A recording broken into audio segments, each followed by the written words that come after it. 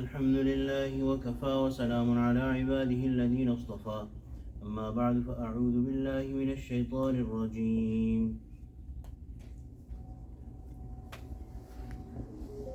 وهل أتاك حديث موسى إذ رأى نارا فقال لأهلهم كثوا إني آنست نارا لعلي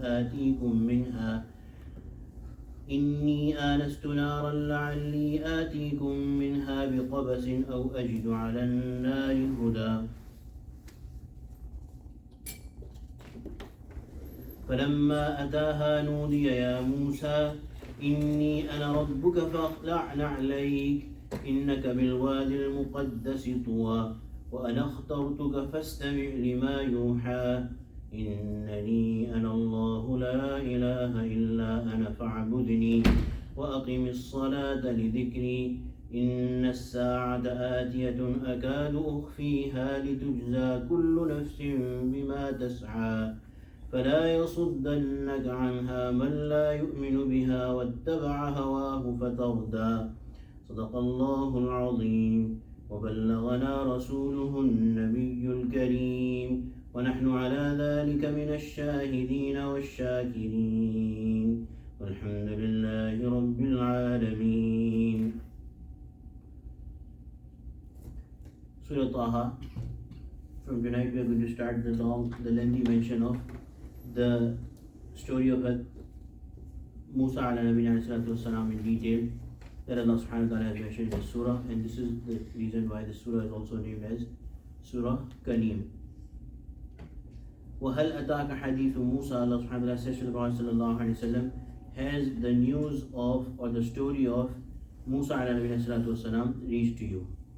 So this story and other stories of the previous nations and the prophets is told to the Prophet sallallahu alaihi wasallam, so that there is pointers in there that the Prophet sallallahu alaihi wasallam can find and narrate to people about the oneness of Allah subhanahu wa ta'ala and the prophethood of the Prophet sallallahu alaihi wasallam, and to strengthen the heart of the Prophet sallallahu alaihi wasallam that his brothers, the Anbiya before him, went through hardships, so he should also be ready to undergo hardship and face it. إِذْ رَأَى نَارًا, the story of Musa when he saw a fire. فَقَالَ, he said to his family, فَقَالَ لِأَهْلِهِ إِمْكُثُوا, stay here. إِنِّي آنَسْتُ نَارًا, I have noticed a fire. إِنِّي آنَسْتُ نَارًا, I have noticed a fire. لَعَلِّي آتِيكُم مِّنْهَا بِقَبَسٍ, perhaps I can bring you an ember from it. أَوْ أَجِدُ عَلَى النَّارِ هُدًى, or I might find some guidance by the fire. So this is that mentioned when Musa ﷺ was returning from Madian. In the earlier part of his life, Musa ﷺ, he was born in Bani Israel. Then he was, because the Bani Israel was being persecuted, he was put in a closed box and made to flow in a river by the will of Allah subhanahu wa ta'ala, and was found by the Fir'aun itself. He was raised in the very court of Fir'aun, the very house of Fir'aun, and then when he grew up, he was a very strong person, and he accidentally, by mistake, punched a person, and that person died, and then he feared for his life and ran away. He escaped to Madian. So when he reached Madian, he saw two girls that were waiting for their turn to feed their animals, and nobody was giving them a chance. Him being a strong person, he took their animals and fed them, gave them water, and these girls then took him to their father and told their father that this person is such a nice person that he helped us when nobody was willing to give us a chance. This person, the father of these girls, was Sayyidina Shu'aib ala nabiyina salatu wasalam. Shu'aib, he was so happy with him that he married one of his daughters to Hazrat Musa, and Hazrat Musa ala nabiyina salatu wasalam made a pact with Hazrat Shu'aib that he will live and serve Hazrat Shu'aib for 10 years. And after completing those 10 years, Musa ala nabiyina salatu wasalam took permission from Hazrat Shu'aib that I want to go back to Misr, Egypt, where I came from, where my mother and my sister used to be. I want to go and meet them now. And that threat is also gone that I accidentally killed a person. So Hazrat Shu'aib alayhi salam, and of course his daughter, which was the wife of Hazrat Musa, he gave them some stuff to travel, and then he started from Madian to Misr. On the way there was Sham, there was Syria, and The kings of Syria were really, tyrants at that time, and they used to take women and other stuff. So Hazrat Musa alayhi salatu wasalam, he took a detour and he did not go from the established way, and he took a detour. So when he took a detour, he lost the way. And the family, it is mentioned that his wife was there, and there was maybe some servant with them as well, some helping hand, and they lost the way. And then it fell, the night fell, and the weather was also not nice, and his wife was also pregnant, that she was very close to term. And when she started feeling the pains, Hazrat Musa والسلام, had lost the way, so he said that there I see some fire. He saw some fire and he said that let me go. This is what he said to them, that let me go and find some fire so that we can arrange for heat for us, and maybe by the fire, if I find a person, I can ask them the way. So this is what happened. This is the mention. This is where the story is starting here. فَلَمَّا أَتَاهَا نُودِيَ يَا مُوسَى.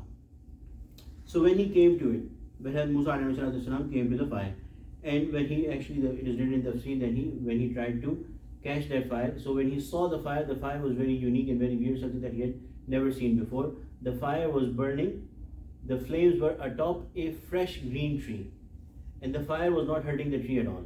In fact, it was increasing in the beauty and the freshness of the green tree. So Musa alayhi salam became amazed looking at that, and when he tried to get the fire, he tried to take some leaves and some twigs and tried to touch them to the fire so that he could get that fire, get an ember and get to his wife, but the fire went away from him. And then as he retracted, the fire came close to him. So he became really surprised, but he was not able to get any fire from it. And then he was called out after Ya Musa. Nudiya Ya Musa. He was called Ya Musa. So Hazrat Musa alayhi salam, when he heard this voice, there was two unique things about this voice. Number one, it was not coming from the fire, it was coming from all surroundings. And he could not tell which direction it is coming, it was coming from all directions. And he was not only listening it with his ears, but with listening with all of his body. Throughout his body, all of his body organs were listening to this voice. So from that, he knew that this is something very unique. And then the voice said, Inni ana rabbuk. It is me, your Lord. فَخْلَعْ نَعْلَيْكَ. So remove your shoes. إِنَّكَ بِالْوَادِ الْمُقَدَّسِ طُوَى. You are in the sacred valley of Tuwa. This voice called out that I am your Lord. It is me, your Lord. So remove your shoes. You are in the sacred valley of Tuwa. So that sound, that voice was of Allah subhanahu wa ta'ala himself. And Hazrat Musa, in his heart immediately accepted it to be the voice of Allah subhanahu wa ta'ala, because Allah made it so.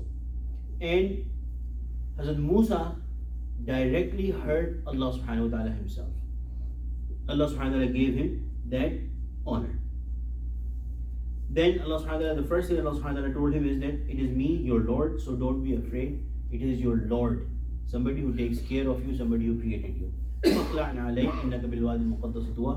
your shoes off. From this we learn that taking our shoes off is an act of respect and giving honor to someone, and it is recommended when we come to the masjid, when we do tawaf, other things, we are in sacred places, we should remove our shoes, or at least even it is permissible, but we should, even if we have the shoes, they should be clean. إِنَّكَ بِالْوَادِ الْمُقَدَّسِ طُوَى. The sacred valley of Tuwa is the valley around Mount Tur.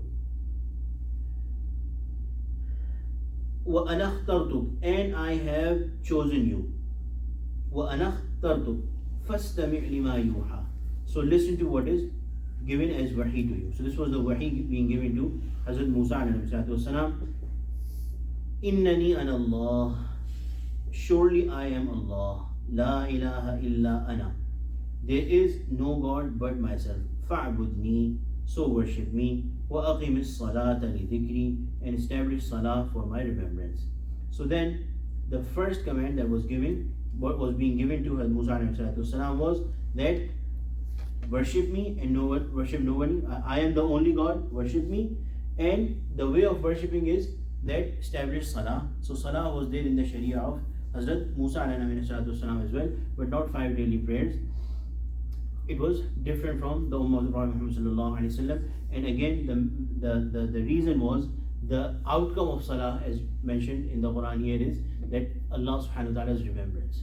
So one who prays, who does their daily 5 salah in our Sharia as well, they are the ones who remember Allah subhanahu wa ta'ala. Inna as-sa'ata atiyatun akadu ukhfiha litujza kullu nafsin bima tas'a. Then Allah subhanahu wa ta'ala, after oneness and giving him the command to worship, surely the hour, the sa'ah, the day of judgment, has to come. Akadu ukhfiha, I would keep it, it is my will to keep it a secret. Litujza kullu nafsin bima tas'a, so that everyone is given a return for the effort that they make.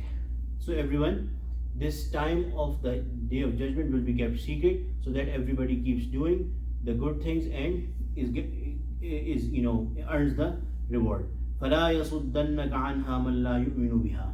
So when Allah subhanahu wa ta'ala has kept this hour, this final hour, the end of the world, secret, so that those people who do not believe in the hereafter and وَاتَّبَعَ هَوَاهُ, and they follow their desires, فَتَرْضَى, it should not be so that they make you neglectful of it. Otherwise, فَتَرْضَى, you will perish. So Allah subhanahu wa ta'ala is saying these 4 or 5 things. Number 1, I am your Lord, so worship me. I am the only one who should be worshipped, worship me. And how do you worship me? Pray, that will give you my remembrance. Then Allah subhanahu wa ta'ala talks about the Sa'ah, or the day of the judgment, the last day that is bound to come. Then the knowledge of that will be kept secret by Allah subhanahu wa ta'ala. And the reason why Allah subhanahu wa ta'ala is going to keep secret is so that everybody does their full effort. And the other thing that Allah subhanahu wa ta'ala is warning is that because it's a secret, it should not be so that people who do not listen, who do not believe, should be able to deviate you. Because it's a secret, they should not succeed in making you deviate from the path, that the hereafter is something far or never coming, or you do not know when it's coming. So it's not na'uzubillah somehow sure shot. It is sure shot, it is there, but the reason it has been kept secret is that everybody, Allah subhanahu wa ta'ala wants them to keep working. And then for this reason, do not let anyone take you astray. Otherwise you will perish, you will lose everything. So again, of course, the Nabi of Allah subhanahu wa ta'ala does not go ever astray. It is for the ummah. It is a lesson for the ummah of Sayyidina Musa and everyone. When Allah subhanahu wa ta'ala is mentioning it in the Quran, then it is a lesson for us as well. ربنا تقبل منا انك انت السميع العليم وتب علينا انك انت التواب الرحيم وصلى الله تعالى على خير خلقه سيدنا مولانا محمد وعلى اله وصحبه اجمعين.